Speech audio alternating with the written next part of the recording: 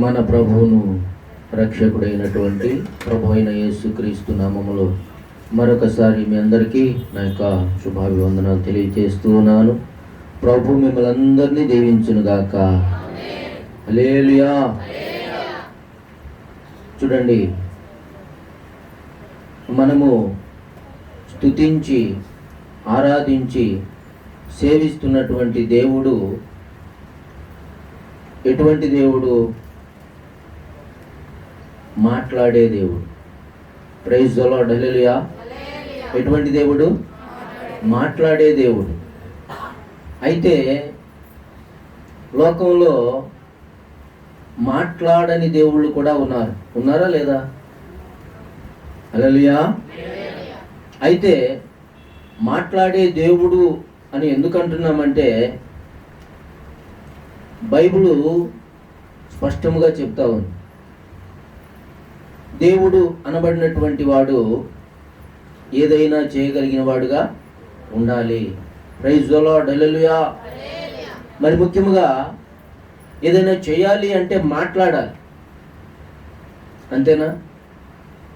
అయితే మనము సేవిస్తున్నటువంటి దేవుడు ఎందుకు మాట్లాడే దేవుడు అయ్యాడో మనం పరిశీలన చేద్దాం. చిన్న ప్రార్థన చేసుకుందాం. స్తోత్రం నాయనా, పరిశుద్ధుడా యేసు ప్రభువా, నీకు వందనాలు. మహిమగల తండ్రివి, సజీవుడవు, సర్వోన్నతుడవు, సర్వాధికారివి నాయన, జీవము గల యేసయ్యా, నీకు స్తోత్రాలు. ప్రభువా, గడిచిన దినాలన్నీ కాపాడావు అయ్యా. ఎటువంటి విపత్కర పరిస్థితుల్లో కూడా నా ప్రభువా నీకు ఆపుదలు ఉంచుతున్నావు తండ్రి. నీకు స్తోత్రాలు. నువ్వు ప్రేమగల దేవుడవు కనుక, నువ్వు కాపాడే దేవుడవు కనుక, మరి ముఖ్యముగా మాట్లాడే దేవుడవు కనుక నా తండ్రి, మాట్లాడి ధైర్యపరుస్తున్నావు నాయన. అయ్యా, నీకు స్తుతులు, స్తోత్రాలు. మా పితరులతో నువ్వు మాట్లాడావు, మాతో కూడా నువ్వు మాట్లాడుతున్నావు. అందును బట్టి నేను స్తుతిస్తున్నావు. అయితే ఈ దినాన, ఈ సమయంలో అయ్యా నా ప్రభువా, కొద్ది నిమిషాలు మీరు మాట్లాడమని ప్రార్థిస్తున్నాను. నేను కాదు ప్రభువా, నా జ్ఞానం నాకు చాలదు నా తండ్రి. వినుచున్న వారితో మీరే మాట్లాడండి. వినుచున్న వారికి వినగల చెవి, గ్రహించగల హృదయం అనుగ్రహించమని ప్రార్థిస్తూ ఉన్నాను. ప్రభువా, మీరే సమస్తము మాట్లాడి మహిమ పొందమని నజరేయుడైన యేసు నామమున అడుగుచున్నాను తండ్రి. ఆమేన్. దేవుని నామ స్తోత్రం. హల్లెలూయా. చూడండి, ఆదిలో దేవుడు భూమి ఆకాశములను సృజించాడు. దేవునికి స్తోత్రం. హల్లెలూయా. అయితే భూమి నిరాకారముగా, శూన్యముగా ఉందంట. చీకటి అగాధ జలములపై కమ్మి ఉంది. దేవుని ఆత్మ జలములపై అల్లాడుతూ ఉందంట. అప్పుడు దేవుడు ఏమన్నాడంట? చదవండి. ఆదికాండము మొట్టమొదటి అధ్యాయము 3వ వాక్యం. దేవుడు వెలుగు కమ్మని పలుకగా వెలుగు కలిగెను. దేవునికి స్తోత్రం. హల్లెలూయా. చీకటి తొలగిపోవాలి అంటే ఏం కావాలి? వెలుగు కావాలి.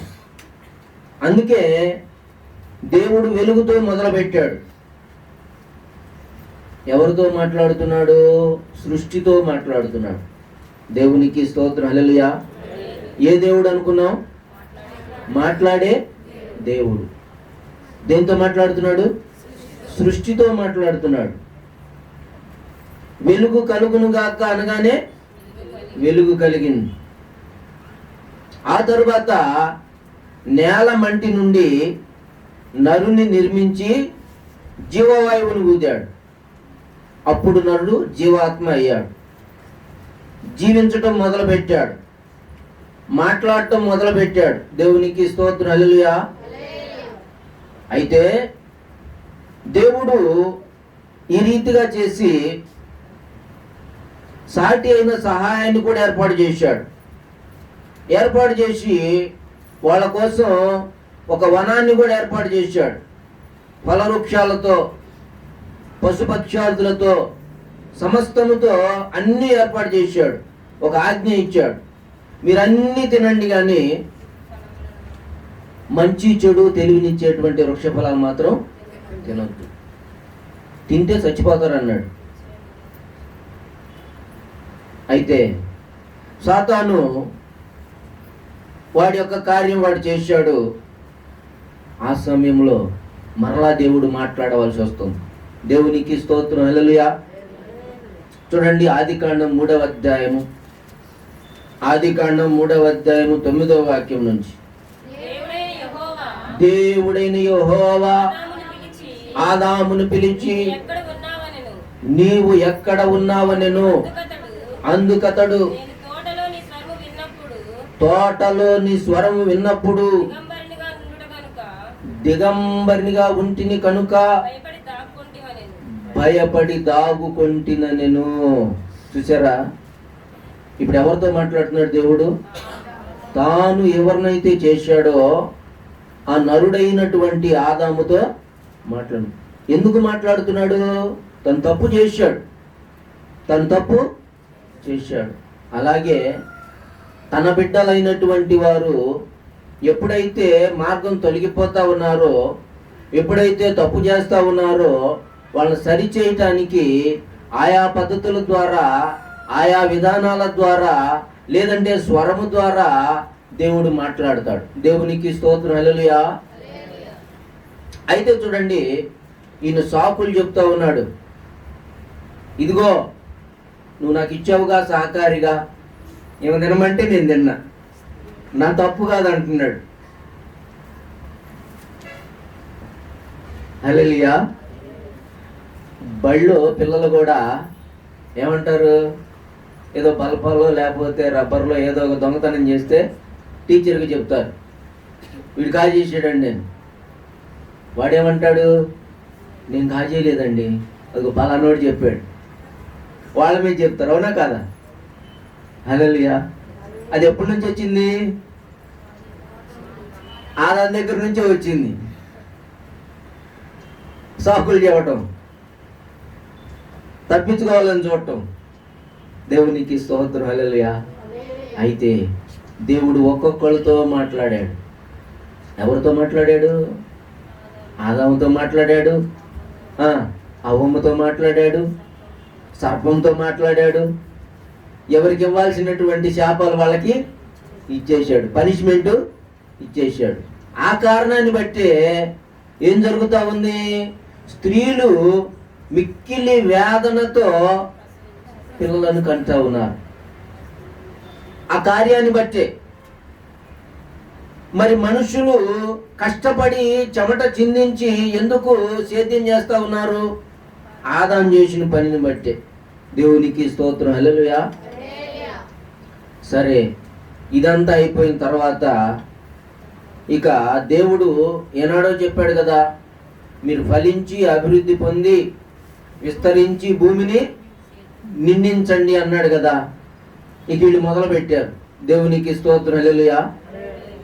కయీను, హేబెల్ అనేటువంటి వాళ్ళు పుట్టారు. అయితే ఈ కయీను ఏమయ్యాడు? ఆయన వ్యవసాయదారుడు అయ్యాడు, వ్యవసాయం చేస్తూ ఉన్నాడు. హేబెలు పశువులు కాపరయ్యాడు. అయితే వీళ్ళేం నేర్పించారు పిల్లలకి?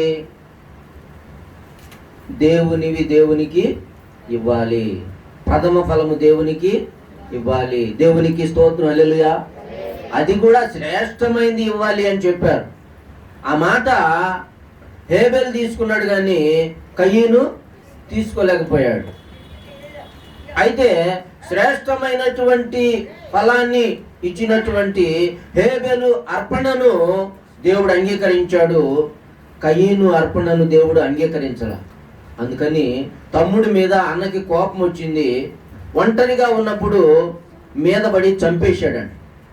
చంపేస్తే హేబెలు యొక్క రక్తము దేవునికి మొరపెడుతుందంట. దేవునికి స్తోత్రం, హల్లెలూయా. మొరపెడుతుంటే అప్పుడు మరల దేవుడు కయీనుతో మాట్లాడుతున్నాడు. ఆదికాండము 4వ అధ్యాయము 9వ వాక్యం చూడండి. యెహోవా, మీ తమ్ముడైన హేబెలు ఎక్కడున్నాడని కయీను నడుగగా, నేను ఎరుగను, నా తమ్మునికి నేను కావలివాడనా అంటున్నాడంట. చూసారా ప్రియమైనటువంటి దేవుని బిడ్డలారా, దేవుడు ఎవరిని బట్టి మాట్లాడుతున్నాడు? హేబెలు రక్తాన్ని బట్టి మాట్లాడుతున్నాడు. ఎందుకంటే రక్తములో జీవం ఉన్నది. ఏమున్నది? రక్తములో జీవం ఉన్నది. అందుకనే మనము ఆ జంతువుల యొక్క రక్తం అనేది తినకూడదు. దేవుడి ఆజ్ఞ. దేవునికి స్తోత్రం, హల్లెలూయా. కొంతమంది చక్కగా ఆ బ్లడ్ ఏం చేస్తారు? ఫ్రై చేసుకొని తింటారు.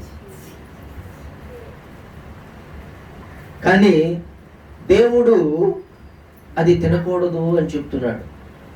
అయితే ప్రియమైనటువంటి దేవుని బిడ్డలారా, చూడండి, ఆ కయీనుతో మాట్లాడుతుంటే కయీను అంటున్నాడు, నాకు తెలియదు, నా తమ్ముడికి నేనైనా కావలివాడనా అంటున్నాడు. ఎంత గర్వమో చూడండి.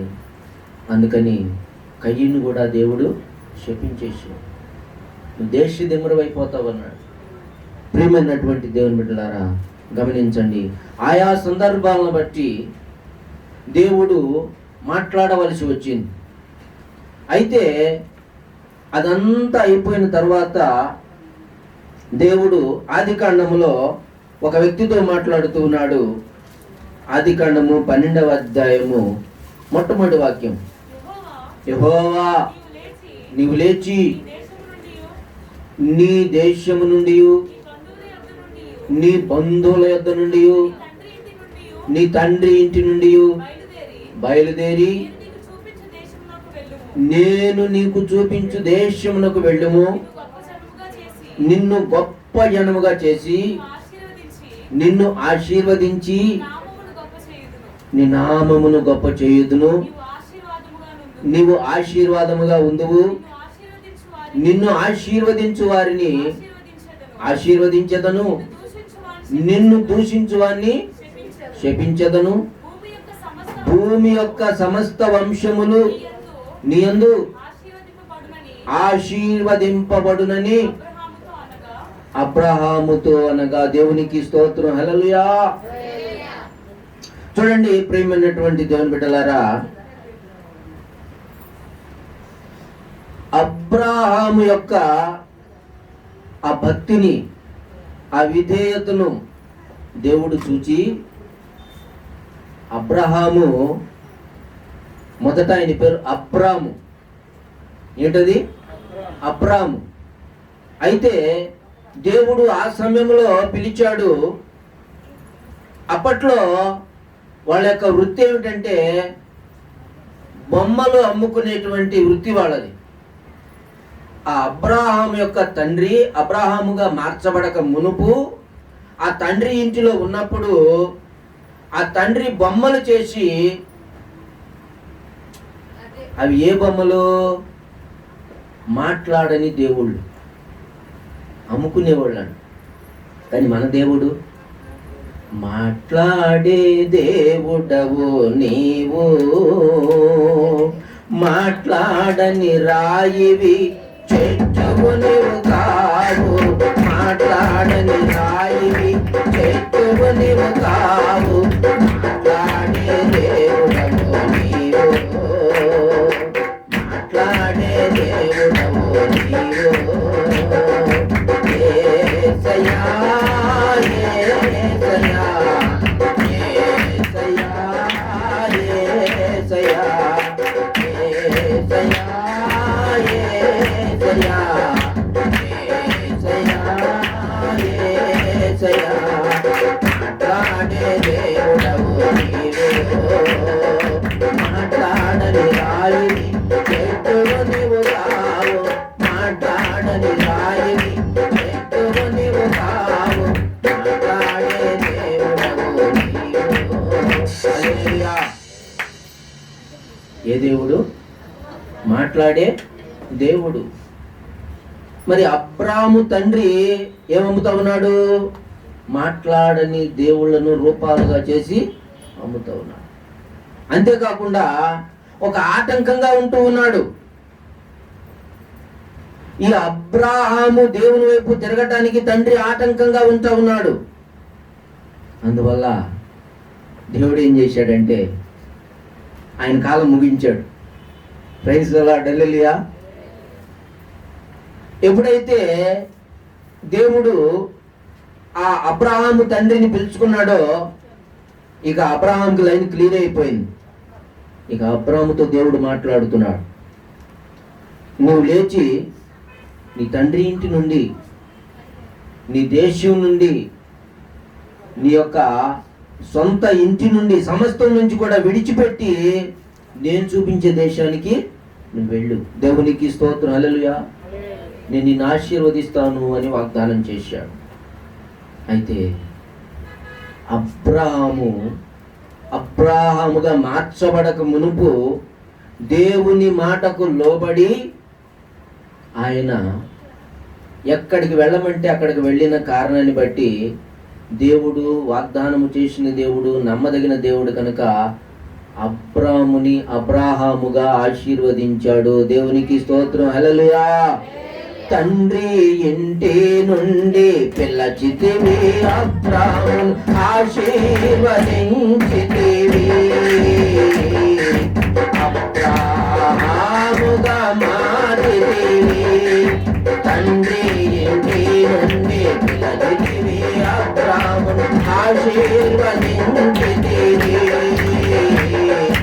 అబ్రాహాముగా మారితివి, నీ చేతిలో రొట్టెనునేనయ్యా, నీరు యేసయ్యా.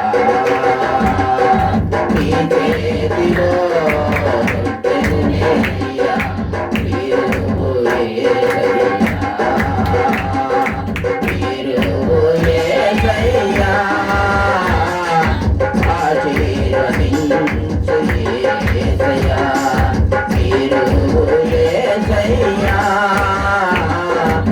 ఆశీర్వదించు యేసయ్యా, నీ చేతిలో రొట్టెనునేనయ్యా, నీరు యేసయ్యా. హల్లెలూయా. ఎప్పుడైతే దేవుని మాటకు లోబడ్డాడో అబ్రాహాముగా ఉన్నటువంటి ఆ వ్యక్తిని దేవుడు అబ్రాహాముగా మార్చి ఆయనను ఆశీర్వదించాడు. ప్రైజ్ ది లార్డ్, హల్లెలూయా. బైబిల్లో రాయబడిన మాట ఏంటంటే అబ్రాహాము అన్ని విషయాల్లో ఆశీర్వదించబడ్డాడు. హల్లెలూయా. ఇది ఉంది ఇది లేదు అనుకోకుండా అన్ని విషయాల్లో దేవుడు అబ్రాహాముని ఆశీర్వదించాడు. ఆయన ద్వారా సంతానాన్ని వృద్ధి చేసుకుంటూ వచ్చాడు. ప్రైజ్ ది లార్డ్, హల్లెలూయా. అయితే చూడండి ప్రియమైనటువంటి దేవుని బిడ్డలారా, ఈ మధ్యలో ఒక డిస్ట్రాక్షన్ వచ్చింది. ఏమైందంటే ఆయన నివసిస్తున్నటువంటి ఆ దేశంలో కరువు వచ్చినప్పుడు గెరారు అనేటువంటి ప్రాంతానికి వెళ్ళినప్పుడు చూడండి అక్కడ ఏమని చెప్తాడంటే, శారమ్మని నీవు నాకు భార్యవని చెప్పొద్దు, నా సహోదరు అని చెప్పు అంటాడు. దేవునికి స్తోత్రం, హల్లెలూయా. అలా చెప్పేసరికే ఆ దేశపు రాజు దగ్గర పనివారు పొగిడిన కారణాన్ని బట్టి ఇంకేముంది, శారమ్మని తీసుకురమ్మంటాడు ఆ రాజు. ఇక్కడ అబ్రాహాము మొరపెడుతూ ఉన్నాడు. అయితే మరలా దేవుడు మాట్లాడవలసిన అవసరం వచ్చింది. దేవునికి స్తోత్రం, హల్లెలూయా. చూడండి ఆదికాండము 20వ అధ్యాయము, ఆదికాండము 20వ అధ్యాయము 3వ వాక్యం చూడండి. అయినను రాత్రి వేళ దేవుడు స్వప్నమందు అబీమెలెకు నద్దకు వచ్చి, నీవు నీ ఇంట చేర్చుకున్న స్త్రీ ఒక పురుషునికి భార్య కనుక ఆమె నిమిత్తము నీవు చచ్చిన వాడవు సుమా అన్నాడంట. హల్లెలూయా. చూసారా, ఈ యొక్క రాజు ఉద్దేశం ఏంటి? తనకు భార్యగా చేసుకోవాలని తీసుకొచ్చాడు.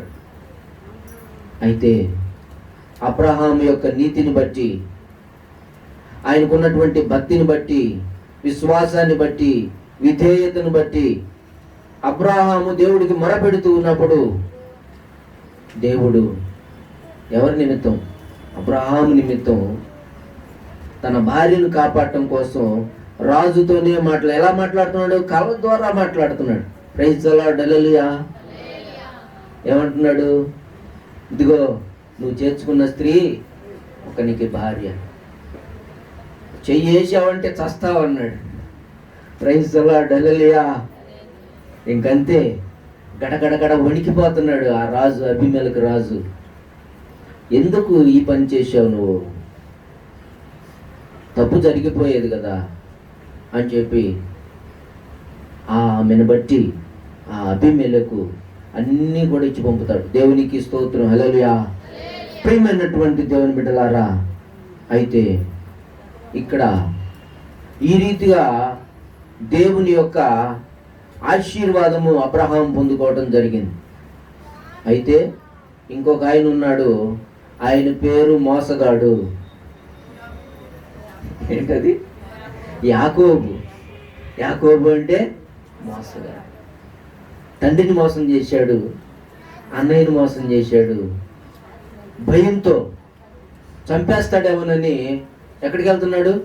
తల్లి సలహాతో మేనమామ దగ్గరికి వెళ్తున్నాడు. దేవునికి స్తోత్రం, హల్లెలూయా. పొద్దుగుకుపోయింది. అయితే అక్కడ ఒక రాయిని తలగడగా చేసుకొని ఆయన పడుకున్నప్పుడు అక్కడ యాకోబుతో దేవుడు మాట్లాడుతున్నాడు. దేవునికి స్తోత్రం, హల్లెలూయా. ఏమని మాట్లాడుతున్నాడో చూడండి. ఆదికాండము 28వ అధ్యాయము, ఆదికాండము 28వ అధ్యాయము 15వ వాక్యం చూడండి. ఇదిగో నేను నీకు తోడయ్యుండి నీవు వెళ్ళు ప్రతి స్థలమందు నిన్ను కాపాడుచు ఈ దేశములకు నిన్ను మరలా రప్పించెదను. నేను నీతో చెప్పినది నెరవేర్చు వరకు నిన్ను విడువనని చెప్పగా. దేవునికి స్తోత్రం, హల్లెలూయా. ప్రియ దేవుని బిడ్డలారా, అబ్రహాముతో దేవుడు ఏం చెప్పాడు? నేను చెప్పిన చోటకు నువ్వు వెళితే నేను నిన్ను ఆశీర్వదిస్తానన్నాడు. మరి ఆశీర్వదించాడా లేదా? అలాగే యాకోబుతో చెప్తున్నాడు, ఇదిగో నేను నీకు తోడై ఉంటా, నిన్ను మరలా ఇక్కడికి తీసుకొని వస్తా, అయితే నువ్వు నా మాట వినాలి. దేవునికి స్తోత్రం, హల్లెలూయా. ప్రియ దేవుని బిడ్డలారా, ఆయా సందర్భాల్లో ఆయా పరిస్థితులను బట్టి దేవుడు ఆయా వ్యక్తులతో మాట్లాడాడు. నీతో కూడా మాట్లాడతాడు. ప్రైజ్ ది లార్డ్, హల్లెలూయా. ఎందుకంటే ఆయన మాట్లాడే దేవుడు. యాకోబుతో ఏదైతే వాగ్దానం చేశాడో ఆ వాగ్దానాన్ని నెరవేర్చాడు. అది యాకోబు చేసిన వాగ్దానమే కాదు, కానీ స్వతంత్రించుకుంటే ఆ వాగ్దానం నీది కూడా. దేవునికి స్తోత్రం, హల్లెలూయా. దేవుడు నీతో ఏదైతే చెప్పాడో అది నెరవేర్చే వరకు ఆయన నిన్ను విడిచిపెట్టడు. అది యాకోబు వాగ్దానం అనుకుంటున్నావేమో, అది నీ వాగ్దానం కూడా. దేవునికి స్తోత్రం, హల్లెలూయా. నీవు నమ్మితే దేవుని మహిమను చూస్తావు. నీవు నమ్మితే దేవుని మహిమను చూస్తావు. అయితే ప్రియ దేవుని బిడ్డలారా, ఈ రీతిగా ఉన్నప్పుడు గమనించండి, చాలా సంగతులు జరిగిపోయినాయి. దేవుడు తన ప్రజలను ఆశీర్వదించి అభివృద్ధి పరిస్తే ఈ ప్రజలు ఏం చేశారు? పిలిచినటువంటి దేవుడినే మరిచిపోయి ఏం చేస్తా ఉన్నారు? ఇష్టానుసారముగా జీవిస్తూ ఉన్నారు. ఇష్టానుసారముగా జీవిస్తూ ఉన్నప్పుడు దేవుడు ఎవరికి అప్పచెప్పాడు? ఫరోకు అప్పచెప్పాడు. ఎవరికి అప్పచెప్పాడు? ఫరోకు అప్పచెప్పాడు. ఆ ఫరో అనేక కష్టాలు పెడుతూ ఉన్నాడు ఆ ప్రజల్ని. ఆ బాధలు తట్టుకోలేకపోతున్నారు. తట్టుకోలేక దేవునికి మొరపెట్టినప్పుడు దేవుడు గుర్తొచ్చాడు. ఆ దేవునికి మొరపెడితే ఆ ప్రజల బాధ నుంచి విడిపించడానికి దేవుడు ఆయనే దిగి వచ్చాడంట. దేవునికి స్తోత్రం, హల్లెలూయా. దిగి వచ్చి ఎవరితో మాట్లాడుతున్నాడు? ఒక వ్యక్తితో మాట్లాడుతున్నాడు. చూడండి ప్రియమైనటువంటి దేవుని బిడ్డలారా, ఆ నిర్గమకాండము 3వ అధ్యాయము, నిర్గమకాండము 3వ అధ్యాయము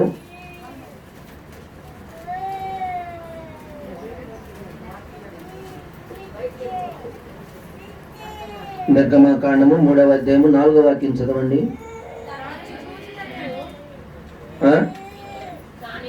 దానిని చూచుటకు అతడు ఆ తట్టు వచ్చుట యెహోవా చూచెను.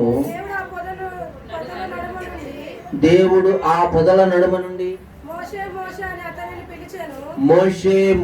అని అతన్ని పిలిచెను. దేవునికి స్తోత్రం. హల్లెలూయా. ఎవరు పిలుస్తున్నారు? దేవుడు మోషేని పిలుస్తున్నాడు. ఈ మోషే తన మామగారైనటువంటి మందను దేవుని పర్వతము దగ్గరికి తోలుకొని వచ్చినప్పుడు అక్కడ ఒక వింత చూస్తా ఉన్నాడు. ఏంటండి? మంట కనబడతా ఉంది. ఒక పొదలో మంట కనబడతా ఉంది, కానీ పొద మాత్రం పచ్చగానే ఉంది, కాల్చులా. అగ్ని మండుచుండేనే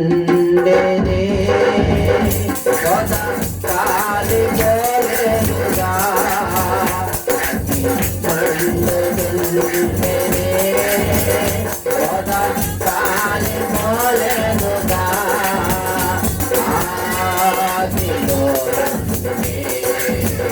నీవు మోషేను దర్శించినావే, ఆదిలో నీవు మోషేను దర్శించినావే, అగ్ని మండించు నాలో, అగ్ని మండించు, అగ్ని మండించు నాలో, అగ్ని మండించు, పరిశుద్ధాత్ముడా నాలో అగ్ని మండించు, నాలో అగ్ని మండించు, పరిశుద్ధాత్ముడా నాలో అగ్ని మండించు, నాలో అగ్ని మండించు. హల్లెలూయా. ప్రియ దేవుని బిడ్డలారా, గమనించండి. దేవుడు ఆ మోషేతో మాట్లాడుతున్నాడు. ఎందుకోసమంటే తన ప్రజలను విడిపించడానికి ఒక నాయకుడిని ఏర్పాటు చేయటానికి ఆ మోషేతో మాట్లాడుతున్నాడు. ఆ మోషే అంటున్నాడు, అయ్యా నిన్న అతివాడిని, నా మాట వాళ్ళు వినరు అంటే దేవుడు అంటాడు, నీ మాట వినరు కానీ నా మాట వింటారు. దేవునికి స్తోత్రం. హల్లెలూయా. వాళ్ళతో మాట్లాడేది నేను, నువ్వు కాదు అని అద్భుతాల ద్వారా దేవుడు ఆ ప్రజలకు నమ్మిక పుట్టించి, అంతేకాదు 10 రకాల తెగుళ్ళు కలుగజేసి ఆ ఫరోకు బుద్ధి చెప్పి జ్యేష్ఠ కుమారుడు కూడా చనిపోయినప్పుడు తన ప్రజలను విడిపించడానికి దేవుడు ఎంతగానో కృప చూపించాడు. దేవునికి స్తోత్రం. హల్లెలూయా. ఈ రీతిగా దేవుడు ఆయా సందర్భాల్లో ఆయా వ్యక్తులతో మాట్లాడి ఆయన నడిపిస్తూ ఉన్నప్పుడు చూడండి, ప్రజలు కొంతకాలం బాగున్నారు, కానీ ఎప్పుడైతే ఈ యొక్క మోషే గాని యెహోషువ గాని ఈ నాయకులందరూ కూడా చనిపోయారో చూడండి, దేవుడు ప్రజల యొక్క అవిధేయతను బట్టి దేవునికి స్తోత్రం. హల్లెలూయా. యాజకులు కూడా దేవుని దృష్టికి చెడిపోయిన పరిస్థితుల్లో యాజకుల యొక్క కుమారులు కూడా, ప్రియమైనటువంటి దేవుని బిడ్డలారా గమనించండి, యాజకులు ఎంత మంచిగా ఉన్నా కూడా కుమారులు చెడ్డ పేరు తీసుకొని వస్తూ ఉన్నారు. బైబిల్లో కూడా ఏలి అనేటువంటి ఒక దైవజనుడు ఉన్నాడు. ఆయన కుమారులైతే దేవుని దృష్టికి విరోధముగా నడుచుకుంటూ ఉన్నారు. ఆ సమయంలో బాలుడైన సమూయేలుతో మాట్లాడుతున్నాడు దేవుడు. దేవునికి స్తోత్రం. హల్లెలూయా. సమూయేలు మొదటి గ్రంథం 3వ అధ్యాయము, సమూయేలు మొదటి గ్రంథం 3వ అధ్యాయము 10వ వాక్యం చూడండి. తరువాత యెహోవా ప్రత్యక్షమై పిలిచి ఈ రీతిగా సమూయేలు సమూయేలు అని పిలువగా, సమూయేలు నీ దాసుడు ఆలకించుచున్నాడు, ఆజ్ఞ ఇమ్మనెను. దేవునికి స్తోత్రం. హల్లెలూయా. ప్రియా దేవుని బిడ్డలారా, ఆ దినాల్లో దేవుడు మాట్లాడటం మానివేశాడంట. ఆయా సందర్భాలను బట్టి ఆయా వ్యక్తులతో మాట్లాడుతూ వచ్చాడు. అయితే మరలా దేవుడు మాట్లాడవలసిన అవసరం వచ్చింది. ఎవరితో మాట్లాడుతున్నాడు? చిన్న పిల్లవాడితో మాట్లాడుతున్నాడు. అప్పుడు దాకా పెద్దవాళ్ళతో మాట్లాడుతూ వచ్చాడు. ఇప్పుడు ఎవరితో మాట్లాడుతున్నాడు? చిన్న పిల్లవాడు. దేవుని యందు భయభక్తులు కలిగి దేవుని సన్నిధిలో నడుచుకుంటున్నటువంటి ఆ సమూయేలుతో దేవుడు మాట్లాడుతుంటే గ్రహించలేకపోయాడు. పాస్టర్ గారు పిలుస్తున్నాడు అనుకున్నాడు, ఆ ఏలి పిలుస్తున్నాడు అనుకున్నాడు. కానీ అయ్యా నీవు నన్ను పిలిచావే అంటే ఆ ఏలి అంటాడు, నేను పిలవలేదు బాబు. మరలా పోయి పడుకుంటే మరలా పిలుస్తాడు దేవుడు.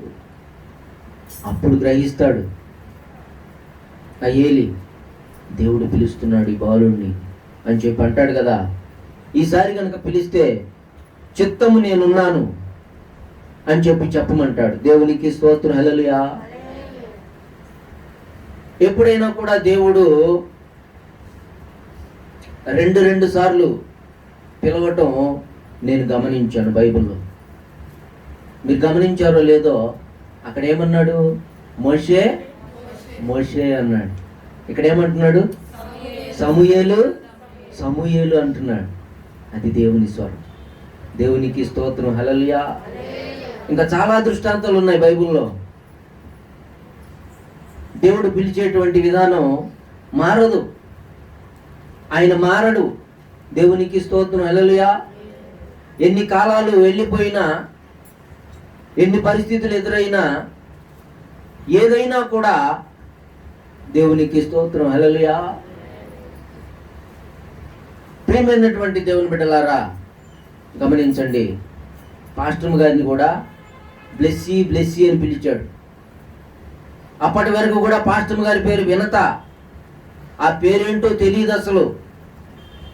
ఏ పరిస్థితుల్లో పిలిచాడంటే చావు బ్రతుకుల మధ్య ఉన్నప్పుడు పిలిచాడు. దేవునికి స్తోత్రం, హల్లెలూయా.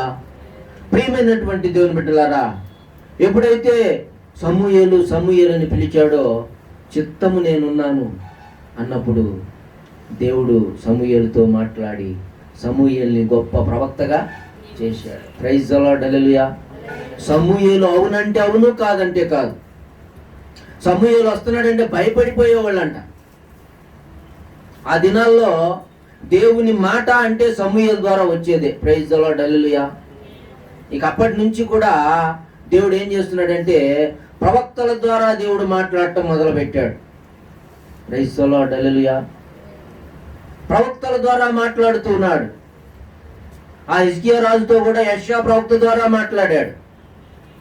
ప్రత్యక్షముగా దేవుడు మాట్లాడినట్టుగా మనం ఎక్కడ చూడలేం. అయితే ప్రియ దేవుని బిడ్డలారా, ఒక కాలం అయిపోయింది, పాత నిబంధన కాలం. ఇంకే కాలం వచ్చింది? కొత్త నిబంధన కాలం వచ్చింది. అక్కడ ఒక వ్యక్తితో మాట్లాడుతున్నాడు. ఎవరు మాట్లాడుతున్నాడు? యేసయ్య. దేవునికి స్తోత్రం, హల్లెలూయా. అపోస్తుల కార్యములు 9వ అధ్యాయము 4వ వాక్యం. అపోస్తుల కార్యములు 9వ అధ్యాయము 4వ వాక్యం. అప్పుడతడు నేల మీద పడి సౌలా సౌలా నీవేళ నన్ను హింసించుచున్నావు, తనతో ఒక స్వరము పలుకుట వినెను. దేవునికి స్తోత్రం, హల్లెలూయా. ఈయనెవరండి? సౌలు. సౌలు అని ఒకసారి పిలవచ్చుగా. దేవుడు ఎందుకని మరి సౌలా సౌలా అని పిలుస్తున్నాడు? ప్రైజ్ ది లార్డ్, హల్లెలూయా. అది దేవుని స్వరం. ఇక్కడ ఎందుకు మాట్లాడుతున్నాడు సౌలుతో? ఈ సౌలు ప్రభు యొక్క శిష్యుల్ని బెదిరించటం, వాళ్ళని చంపేయటం, ఎవరైతే ప్రార్థన చేస్తున్నారో వాళ్ళని పట్టుకొని ఈడ్చుకుపోయి చెరసాల్లో వేయించటం, ఇది ఆయన పని. అప్పుడు కూడా పర్మిషన్ తీసుకొని అధికారుల దగ్గర ఆయన వెళుతూ ఉన్నాడు దమస్కు. ప్రైజ్ ది లార్డ్, హల్లెలూయా. అప్పుడు ఒక వెలుగు వచ్చేసిందంట. హల్లెలూయా. వెలుగు వస్తే ఏం జరుగుతుంది? చీకటి తొలగిపోతుంది. మొదట్లో ఏం జరిగింది? వెలుగు కమ్మనగానే వెలుగు కలిగింది. ఈ లోకానికే వెలుగు వచ్చేసింది. పగటిని రాత్రిని దేవుడు వేరు చేశాడు. అదే పగలు. ఇప్పుడంతా వెలుగులో ఉన్నాం. దేవునికి స్తోత్రం, హల్లెలూయా. మళ్ళా చీకటి వచ్చేస్తుంది. దేవుడు నియమించాడు. అయితే ఒక వ్యక్తి జీవితంలో మార్పు రావాలి అంటే ఏం కావాలి? ఆ వెలుగు రావాలి. ప్రైజ్ ది లార్డ్, హల్లెలూయా. వెలుగై ఉన్న యేసయ్యా నీ మీద ప్రకాశించును. వెలుగై ఉన్న యేసయ్యా నీ మీద ప్రకాశించును. పాలు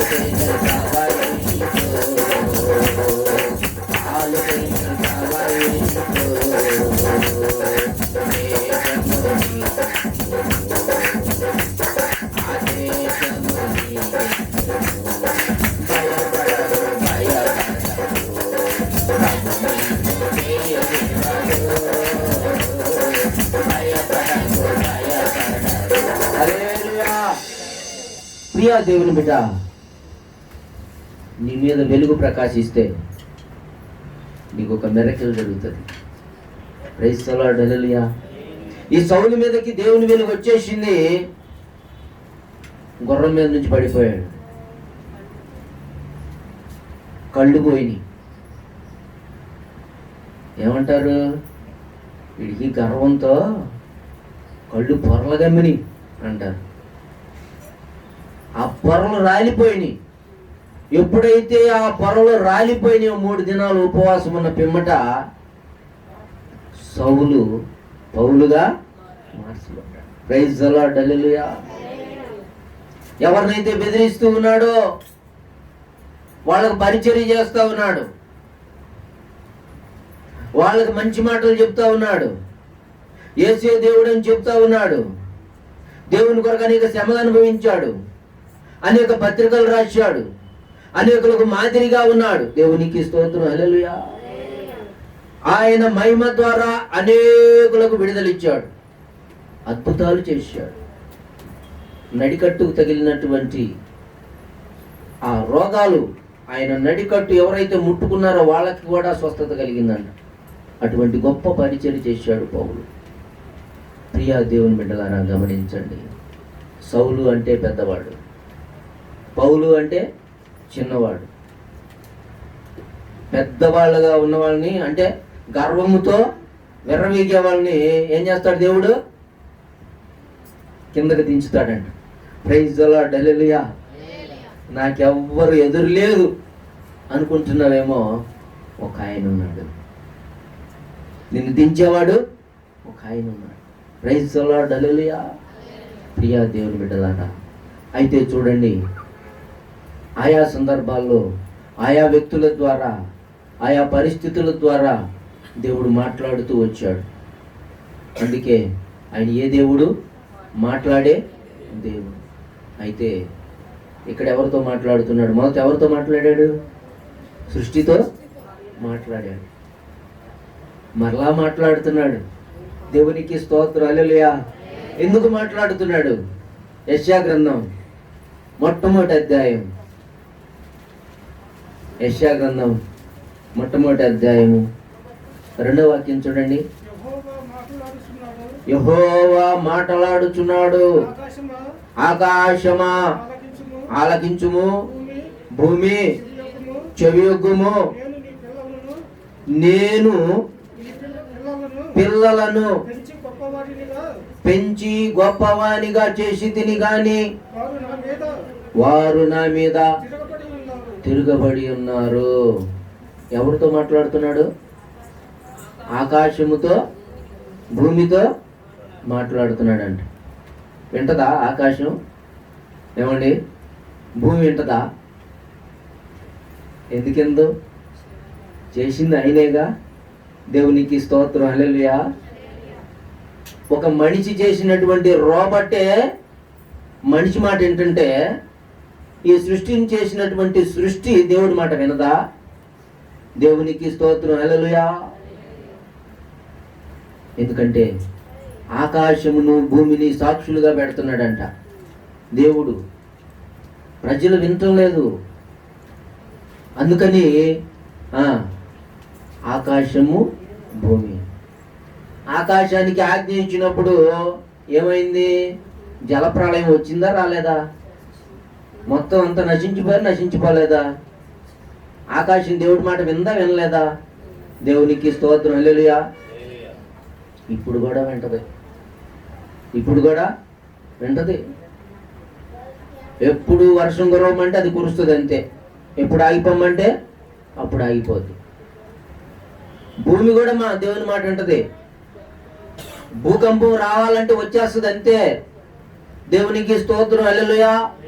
ఎందుకని ఈ ఆకాశము భూమి సమస్తము ఆయన చేతి పనులే.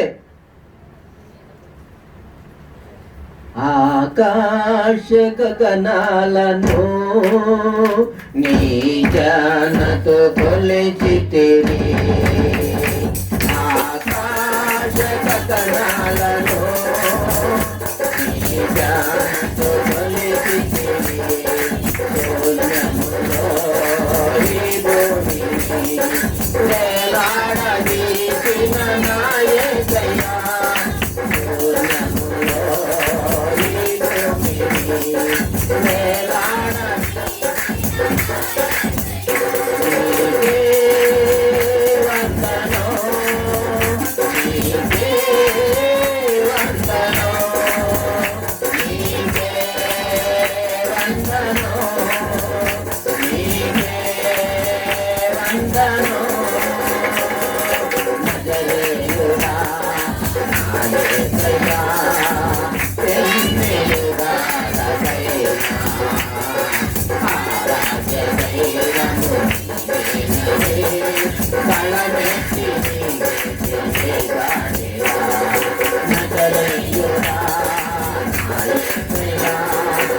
హల్లెలూయా. ఆయన ఈ భూమిని శూన్యములో వేలాడదీశాడండి. ప్రైజ్ ది లార్డ్, హల్లెలూయా. ఈ భూమికి పునాది వేసింది ఆయనే. కానీ ఆ పునాది ఎవరికీ కనబడదు. ఎంతగానో తవ్వుతా ఉన్నారు. ఏంటి దీనికి పునాది ఏంటి, దీని మీద అనేక పునాదులు వేస్తుంటే అనుకుంటారు. కానీ శూన్యంలోకి వెళ్ళి చూస్తే ఒక బంతిలాగా వేలాడుతూ ఉంటుందంట ఈ భూమి. ప్రైజ్ ది లార్డ్, హల్లెలూయా. అదే దేవుని యొక్క సృష్టి. విచిత్రమైనది దేవుని యొక్క సృష్టి. ప్రియా దేవుని బిడ్డలారా, అటువంటిప్పుడు ఆ భూమి ఆయన మాట వినదా? ఆ భూమితోనే మాట్లాడుతున్నాడు. అందువల్ల ఎప్పుడేం జరగాలో జరుగుద్ది. దేవునికి స్తోత్రం, హల్లెలూయా. ఇవన్నీ ఎందుకు సంభవిస్తున్నాయి అని మనం అనుకుంటున్నాం, కానీ అది ఆయనకే తెలుసు ఎప్పుడు ఏది సంభవించినా. కానీ యుగాంతం వస్తుంది అంటే మాత్రం నమ్మవాకండి. ఎందుకంటే అది ఎప్పుడో ఎవరికీ తెలియదు. దేవునికి స్తోత్రం, హల్లెలూయా. కాలములు సమయములు ఆయన యొక్క ఆధీనములు స్వాధీనములో ఉన్నాయి. ఎవరు చెప్పినా కూడా నమ్మే పరిస్థితి కాదు. సూచనలు కనబడతాయి అన్నాడు అంతే. దేవునికి స్తోత్రం, హల్లెలూయా. ప్రియ దేవుని బిడ్డలారా, అయితే మనం చేయాల్సిన పని ఒకటి ఉంది. యేసయ్య పిలుస్తూ ఉన్నాడు. మత్తయి సువార్త 11వ అధ్యాయము 28వ వాక్యం. మత్తయి సువార్త 11వ అధ్యాయము 28వ వాక్యం. ప్రయాసపడి భారము మోసుకొనుచున్న సమస్త జనులారా నా యొద్దకు రండి, నేను మీకు విశ్రాంతి కలుగ చేతును. ప్రైజ్ ది లార్డ్, హల్లెలూయా. ఏం మోస్తున్నారంట? ఏమండి? భారం. ఏం భారం? పాప భారం, పనుల భారం, బలహీనతల భారం, అప్పుల భారం, రోగాల భారం, రకరకాల భారాలు అన్నీ మోసుకుంటున్నారు. కానీ దేవుడు ఏమంటున్నాడు? యేసయ్య నా దగ్గరకు వస్తే నేను మీకు మొత్తం తీసేస్తాను. ప్రైజ్ ది లార్డ్, హల్లెలూయా. ప్రియమైనటువంటి దేవుని బిడ్డలారా, ఎర్రటి ఎండలో ఒక వ్యక్తి ఆ వీపు మీద మోయలేని భారాన్ని పెట్టుకొని వెళుతూ ఉన్నాడు అనుకోండి. తెలియకుండానే ఎవరైనా ఆ భారాన్ని తీసి పక్కన పెడితే ఆ వ్యక్తికి ఎలా ఉంటుంది? తేలిక కనిపిస్తుందా లేదా? ఏమనుకుంటాడు? అయ్యో, ఇంతవరకు కూడా నేను ఎంతగానో మరి మోయలేకుండా మోస్తా ఉన్నాను, ఇప్పుడేంది ఇంత తేలికైపోయింది అని ఎంతో హ్యాపీ ఫీల్ అవుతాడు. యేసయ్య కూడా నీకు అటువంటి హ్యాపీనెస్ ఇవ్వాలని పిలుస్తున్నాడు. ప్రైజ్ ది లార్డ్, హల్లెలూయా. రమ్మనుచున్నాడు నిన్ను ప్రభు యేసు, వాంఛాకదాన తారాము కాపి రమ్మనుచున్నాడు, వాంఛాకదాన తారాము కాపి రమ్మనుచున్నాడు. ఎటువంటి శ్రమలందును ఆదరణ నీకిస్తున్నది, ఎటువంటి శ్రమలందును ఆదరణ నీకిస్తున్నది. కాహించి నీవు యేసుని వెదకిన అద్దులని ఇంపు పొందేదవు. కాహించి నీవు యేసుని వెదకిన అద్దులని ఇంపు పొందేదవు. రమ్మనుచున్నాడు నిన్ను ప్రభు యేసు, వాంఛాకదాన తారాము కాపి రమ్మనుచున్నాడు, వాంఛాకదాన తారాము కాపి రమ్మనుచున్నాడు. హల్లెలూయా. ప్రేమతో ఆయన లోబడనల్లని ప్రజల వైపు దినమెల్లా చేతులు సాపుతున్నాడండి. నా దగ్గరకు రండి, నేను మీకు విశ్రాంతిని కలుగచేస్తాను, మీ భారాలన్నీ తొలగిస్తాను, మీ బలహీనతలన్నీ తొలగిస్తాను, మీ సమస్యలన్నీ తొలగిస్తాను, మీ శోధనలు తొలగిస్తాను, మీ వేదనలు తొలగిస్తాను, మీ దుఃఖాన్ని తొలగిస్తాను అని ఆయన పిలుస్తూ ఉన్నాడు. ప్రైజ్ ది లార్డ్, హల్లెలూయా. మీరు నా యొద్దకు రండి, అప్పుడు నేను మీ యొద్దకి వస్తాను అంటున్నాను. వస్తావా ప్రియా దేవుని బిడ్డ? ఆయన దగ్గరకు వస్తే, ఆయన సన్నిధికి వస్తే, ఆయన పాదాలను పట్టుకుంటే ఆయన నిన్ను ప్రేమతో పిలుస్తున్నాడు. ఆయా సందర్భాల్లో ఆయా వ్యక్తులతో ఆయన మాట్లాడాడు, వాళ్ళు లోబడ్డారు, దేవుడు వాళ్ళని ఆశీర్వదించాడు. నీవు కూడా ఆయన మాటకు లోబడితే ఆయన అంటున్నాడు మార్కు 16:16, నమ్మి బాప్తిసం పొందినవాడు రక్షింపబడును, నమ్మని వానికి శిక్ష విధింపబడును. ఆ శిక్షను నువ్వు తప్పించుకోవాలి అంటే ఆ శిక్షను తానే భరించాడు గనక యేసయ్య, ఆ శిలువను ఆ శ్రమను ఆయనే భరించాడు గనక నీ శ్రమను తొలగించడానికి ఆయన సమర్థుడు. ఆయన సజీవుడిగా ఉన్నాడు, ఆయన సజీవుడిగా 3వ దినాన లేచాడు, ఆయన మరలా రాబోతూ ఉన్నాడు, ఆయన సజీవుడిగా ఉన్నాడు గనక నీతో మాట్లాడతాడు. దేవునికి స్తోత్రం, హల్లెలూయా. నీవు గనక దేవునితో మాట్లాడాలని ఆశ ఉంటే ఆయన అడుగు, ప్రభువా నీవు గనక సజీవుడు అయితే, నీవే మాట్లాడే దేవుడు అయితే నాతో మాట్లాడు అని చెప్పి నువ్వు అడుగు. పేరు పెట్టి నిన్ను పిలుస్తాడు ఆయన. ప్రైజ్ ది లార్డ్, హల్లెలూయా. తన యొక్క బిడ్డలను, మన పితరులైనటువంటి వారిని పేరు పెట్టి పిలిచిన దేవుడు నిన్ను కూడా పేరు పెట్టి పిలుస్తాడు. ఆయనకు తెలుసు, నీ పేరు తెలుసు, నీ ఊరు తెలుసు, నీ ప్రదేశం తెలుసు, ఆయనకి సమస్తము తెలుసు. దేవునికి స్తోత్రం, హల్లెలూయా. గూగుల్ మ్యాప్ కనిపెట్టడానికి జ్ఞానం ఇచ్చింది దేవుడే. గూగుల్ ద్వారా నాకు అన్ని తెలుస్తున్నాయి అనుకుంటున్నావేమో, ఆ జ్ఞానం ఇచ్చింది దేవుడే. లేకుంటే వాళ్ళకి ఆ జ్ఞానం లేదు. ప్రియా దేవుని బిడ్డలారా, ఎన్నో వస్తువులు, ఈ లైట్ మనం అనుభవిస్తున్నామంటే ఆ లైట్ కనిపెట్టినటువంటి ఆ వ్యక్తి కూడా థామస్ ఆల్వా ఎడిసన్. ఎవరు? దేవుని బిడ్డే. దేవునికి స్తోత్రం, హల్లెలూయా. రైలు ఇంజిన్ కనిపెట్టింది వాళ్ళే, అచ్చు యంత్రాలు కనిపెట్టింది వాళ్ళే. ప్రతిదీ కూడా దేవుని బిడ్డలే. దేవునికి స్తోత్రం, హల్లెలూయా. ఎక్కడి నుంచి వచ్చింది వాళ్ళకి ఆ జ్ఞానం? ఆ దేవుడే ఇచ్చాడు. కాబట్టి అటువంటి జ్ఞానాన్ని నువ్వు కూడా కలిగి ఉండాలి అంటే ఆయన మాటకు నువ్వు లోబడాలి. ఆయన నిన్ను పిలుస్తూ ఉన్నాడు. ప్రార్థన చేసుకుందాం. దయచేసి అందరూ మోకరించండి. Thank you Jesus. Hallelujah, hallelujah, hallelujah.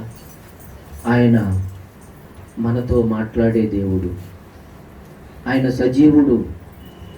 ఆయన రాయి కాదు, ఆయన చెట్టు కాదు, ఆయన వినలేనివాడు కాదు. ఆయనకి చెవులున్నాయి, ఆయన వింటాడు. ఆయన కళ్ళున్నాయి, ఆయన చూస్తాడు. ఆయనకి నోరుంది, ఆయన మాట్లాడతాడు. తన రూపంలో ఆయన నిన్ను చేసుకున్నాడు. నీవు ఆయన దగ్గరికి రావాలని, ఆయన అడగాలని ఆయన కోరుకుంటున్నాడు. Thank you Jesus. Hallelujah, hallelujah. ప్రార్థన చేసుకుందాం. స్తోత్రం నాయన. పరిశుద్ధుడా యేసు ప్రభువా, నీకు వందనాలు. మహిమగల తండ్రివి, సజీవుడవు, సర్వోన్నతుడవు, సర్వాధికారి నాయన. జీవము గల యేసయ్యా, నీకు స్తోత్రాలు. అయా, నీవు మాట్లాడే దేవుడవని అయా లేఖనముల ద్వారా ఆయా సందర్భాల్లో ఆయా వ్యక్తుల ద్వారా నువ్వు ఏ రీతిగా మాట్లాడావో, ఏ కార్యాలు చేశావో స్పష్టంగా మాతో మాట్లాడావు తండ్రి. అయితే నా ప్రభువా, అయా ఎంతమంది అయితే నశించిపోతా ఉన్నారో అట్టి వారిని ప్రేమతో నువ్వు పిలుస్తూ ఉన్నావు. భారం మోసుకొంచున్న వారితో నువ్వు మాట్లాడుతున్నావు యేసయ్యా. నువ్వు ప్రేమతో పిలుస్తున్నావు. ఎంతమంది అయితే నీ దగ్గరకు వస్తూ ఉన్నారో వారిని నువ్వు రక్షించే దేవుడవు ప్రభువా. వారికి విడుదలిచ్చే దేవుడవు, పాప క్షమాపణ కలుగ చేసే దేవుడవు, నిత్య జీవాన్ని ఇచ్చే దేవుడవు ప్రభువా. అందుని బట్టి నిన్ను స్తుతిస్తూ ఉన్నాం ప్రభువా. ఎంతమంది ప్రభువా ఈ సమయంలో నాయన అయా నీవు కావాలని కోరుకుంటూ ఉన్నారో, నీ వాళ్ళతో మాట్లాడాలని కోరుకుంటూ ఉన్నారు, ఆశీర్వదించబడాలని కోరుకుంటూ ఉన్నారు, సమస్త భారం నుంచి విడుదల పొందాలని కోరుకుంటున్నారు, అట్టి వారిని ఇప్పుడే దర్శించమని ప్రార్థిస్తూ ఉన్నాను. ఈ సమయంలో మా ప్రియులు ఎంతమంది బలహీనులుగా ఉన్నారో, రోగులుగా ఉన్నారో ప్రభువా, ముట్టు నాయన. సాతాను బంధకముల చేత బంధింపబడిన వారికి యేసునామములో విడుదల కలుగును గాక. సహాయం చేయన తండ్రి. అయా మరలా కరోనా విజృంభిస్తూ ఉంది. అయా మీరు దర్శించండి, నీ బిడ్డలు మీరు కాపాడండి ప్రభువా. భూమిని కటిక చీకటి కమ్ముతూ ఉన్నది, కానీ యెహోవా మహిమ నీ మీద ఉదయిస్తుందని నువ్వు మాట్లాడుతున్నావు. అయ్యా నీకు స్తుతులు, స్తోత్రాలు. నీ కృపను బట్టి, నీ దయను బట్టి నీకు వందనాలు యేసయ్యా. ఈ పరిచర్యను జ్ఞాపకం చేసుకో, ఆశీర్వదించు నాయన. పరిచర్య ద్వారా అద్భుతాలు జరిగించిన తండ్రి, నన్ను నా భార్యను బలపరిచి బలముగా వాడుకోనా ప్రభువా. ఈ పరిచర్యలో పాలిభాగస్సులు అందరినీ మీరు ఆశీర్వదించండి. సంఘ బిడ్డలకు ప్రతి ఒక్కరికి క్షేమం కలుగచ్చేయండి. రక్షణ లేని వారికి రక్షణ కలుగచ్చేయండి ప్రభువా. మీ కృప తోడించి మీరే సహాయం చేసి మహిమ పొందమని అయా నీ మాటకు లోబడే మనస్సు ప్రతి ఒక్కరికి దయచేసి మీరే మహిమ పొందమని నజరేయుడైన యేసు నామమున అడుగుచున్నాను తండ్రి, ఆమేన్. ఒక పాట పాడుతూ ఉండగా దేవునికి కానుకలు సమర్పించుకుందాం.